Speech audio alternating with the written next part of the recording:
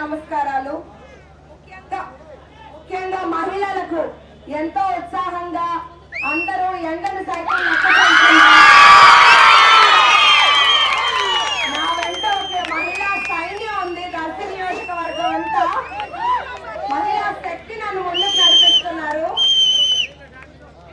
నేను దర్శి నియోజకవర్గ అభివృద్ధి కోసం నిరంతరం కృషి చేస్తానని నేను మీ అందరికీ మాటిస్తున్నాను. నేను ఇక్కడికి పదవుల కోసం పవర్ కోసం రాలేదు, ప్రజా సేవ చేయడానికి వచ్చాను.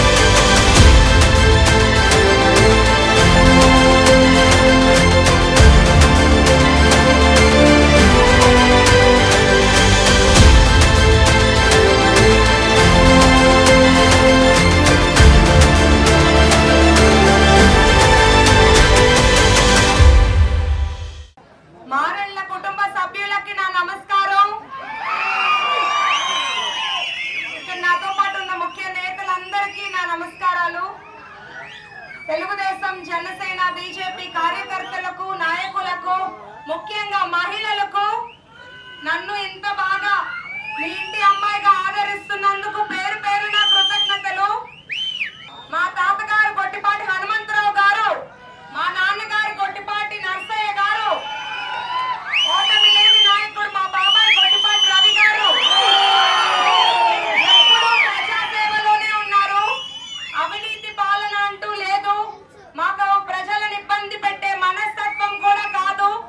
ఎప్పుడు వారు పదవుల కోసం పవర్ కోసం ఆశించకుండా ప్రజా సేవలో ఉన్నవారు. గతంలో గొట్టిపాటి వారి హయాంలో ఈ గ్రామానికి జరిగిన అభివృద్ధిని నేను ఒక్కసారి గుర్తు చేస్తున్నాను. వాసిపల్లి వారి పాలెం కాలనీ నిర్మించారు. మారెళ్ళ తాగునీటి కోసం మా నాన్న పైలట్ ప్రాజెక్ట్ తీసుకొచ్చారు. మా నాన్నగారు హై స్కూల్లో అదనపు గదులు ఏర్పాటు చేశారు. గవర్నమెంట్ హాస్పిటల్లో కొత్త భవనం ఏర్పాటు చేశారు. పశువుల హాస్పిటల్ భవనం ఏర్పాటు చేశారు. సిమెంట్ రోడ్లు కట్టించారు. మీకు అక్కడ కనిపించే వాటర్ ప్లాంట్ మా నాన్నగారు తీసుకొచ్చారు. చాలా గర్వంగా చెప్తున్నాను. దానికోసం ఆయన ఎంతో కష్టపడ్డారు. అది అందరికీ మీ అందరికీ తెలుసు. ఎంత పోరాడి మీకోసం అది తీసుకొచ్చారు.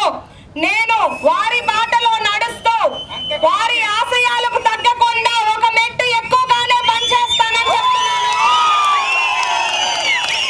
అలాగే ఇక్కడ ఎన్నో ప్రాజెక్టులు ఆగిపోయాయి. మారెల ఎత్తిపోతల పథకం, గంగనపాలెం ఎత్తిపోతల పథకం, కొత్త గ్రాల రోడ్డు పొలాలకి ఇలా ఇన్ని నిలిచిపోయినవన్నీ మళ్ళీ అభివృద్ధి వైపు తీసుకెళ్తానని నేను మీకు మాటిస్తున్నాను.